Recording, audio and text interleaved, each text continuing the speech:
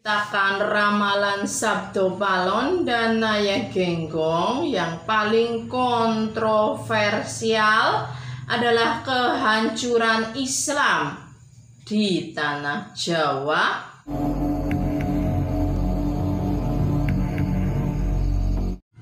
Assalamualaikum, jumpa lagi dengan saya di channel Triatenov. Apa kabar teman-teman semuanya? Semoga dalam keadaan sehat, panjang umur, dilancarkan rezekinya, dan selalu bahagia. Rahayu, rahayu, rahayu.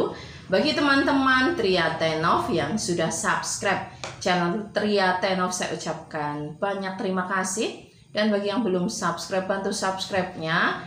Dan jangan lupa aktifkan loncengnya.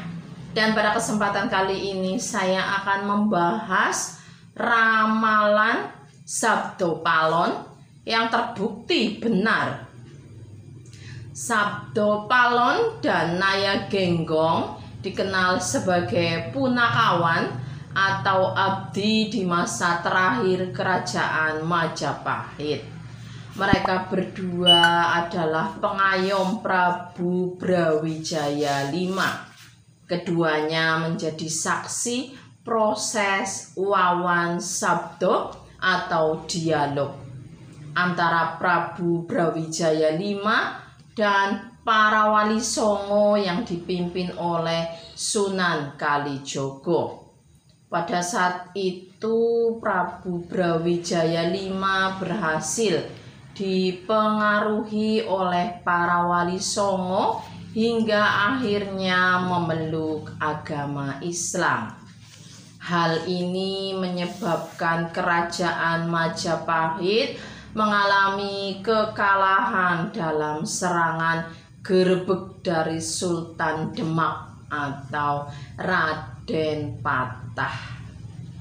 Padahal Raden Patah sendiri adalah putra dari Prabu Brawijaya V dari hubungannya dengan wanita Tionghoa, tepatnya dari Champa atau Kamboja.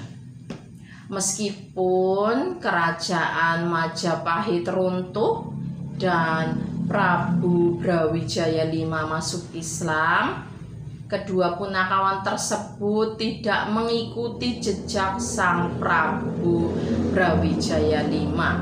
Mereka berdua meninggalkan sang Prabu demi meneguhkan keyakinan dan tradisi yang sudah dipegang sejak lama.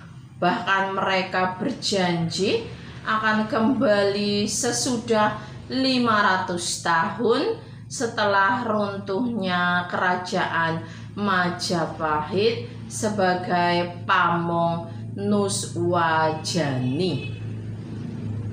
Makna dan pemahaman dari masa ke masa secara harfiah, Sabdo Palon dan Naya Genggong mengandung pengertian untuk dijadikan landasan atau pegangan yang melekat pada kedua sosok punakawan tersebut. Sabdo berasal dari kata sabda atau perkataan atau firman, dan palon adalah pegangan. Berdasarkan definisi dasarnya, palon memiliki arti kayu pengancing atau cengkal pintu. Sedangkan naya memiliki arti pandangan atau pengamatan. Sedangkan genggong memiliki arti keabadian. Jadi, Sabdo Palon dan Naya Genggong secara umum dan keseluruhan berarti pegangan dengan berlandaskan atas keadaan yang berlangsung terjadi secara berkelanjutan dan abadi.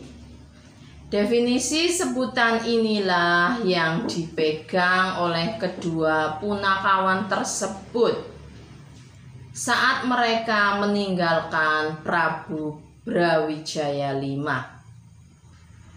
Menurut kisahnya, setelah wafatnya Sang Prabu Brawijaya V, Sultan Kerajaan Demak yaitu Raden Patah dan Sunan Kalijogo mendengar suara gaib yang berbunyi, "Habislah cinta kasihku kepada anak, walaupun telah mati wujudku, tetapi ingatlah, besok kalau ada agama Kawruh, saat itu akan kubalas." Mendengar suara gaib itu, Raden Patah dan Sunan Kalijogo merasa bersalah, dan mereka ingin menebus kesalahannya dengan selalu menggunakan jubah warna hitam. Mereka juga menggunakan penutup kepala bernama udeng atau iket atau destar berwarna wulung.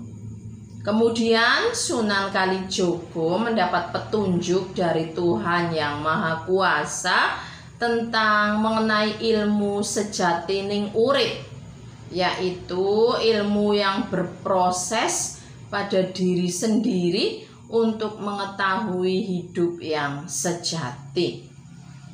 Ilmu sejatining urip ini mengajarkan bahwa budi dalam diri setiap pribadi yang menggerakkan kehendak sehingga keluar berupa ucapan atau sabda. Ilmu inilah yang dulunya masih dipertahankan oleh Sabdopalon dan Nayagenggong yang dikenal dengan agama Budi. Demi keyakinan ini juga, kedua punakawan ini rela meninggalkan pengabdian mereka kepada Prabu Brawijaya V. Sabdopalon dan Nayagenggong juga meninggalkan beberapa ramalan, diantaranya adalah kehadiran penjajah Belanda yang diibaratkan sebagai sosok kebo bule meripat sliwer. Ramalan ini benar terjadi dengan datangnya Belanda pada tahun 1602 yang dipelopori oleh Cornelis de Houtman yang kemudian menjajah hingga 350 tahun. Kemudian Sabdopalon dan Nayagenggong juga mengatakan soal kemunculan agegaman Kawruh atau agama Kawruh. Dalam pengertiannya, Kawruh berasal dari kata dasar dalam bahasa Jawa yang berarti mengetahui, yang kemudian diartikan sebagai ilmu pengetahuan dan teknologi atau iptek yang lebih bersifat sekuler. Sebagaimana yang sudah kita ketahui, iptek saat ini sudah berkembang pesat, khususnya di bidang teknologi informasi. Sedangkan realisasi ramalan lainnya di masa sekarang adalah pada perkembangan aliran kepercayaan yang diramalkan akan terjadi pada 500 tahun setelah runtuhnya Kerajaan Majapahit, di mana 500 tahun tersebut terhitung sejak tahun 1400 sekadang jatuh pada tahun 1978. Saat itu tepat pada 10 November, Badan Penghayat Ketuhanan Yang Maha Esa atau RILA didirikan oleh Dr. Sutadi yang merupakan bentuk perkembangan dari ajaran Laskar Gerilya Maram yang berada di Yogyakarta.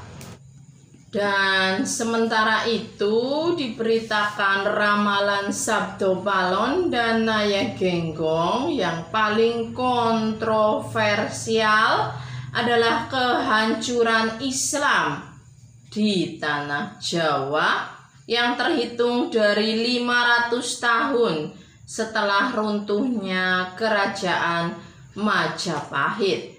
Bait ramalan yang juga dikenal dengan Sabdo Palo Nagih Janji tersebut meramalkan bahwa agama Budi akan kembali berdiri menjadi satu di tanah Jawa. Ramalan ini adalah satu yang belum terrealisasi atau belum terbukti kebenarannya.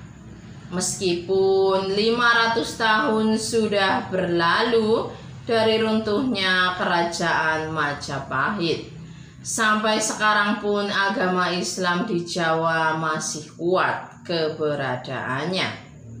Kebenaran cerita atau ramalan ini hanya Tuhan yang tahu. Manusia hanya bisa berusaha dan berdoa dan berserah diri kepada Allah Subhanahu wa Ta'ala. Kalau ada yang salah, saya mohon maaf yang sebesar-besarnya. Terima kasih telah menyaksikan channel Triateno. Bantu subscribe-nya dan aktifkan loncengnya. Like, komentar, dan share sebanyak-banyaknya. Akhir kata, wassalamualaikum warahmatullahi wabarakatuh.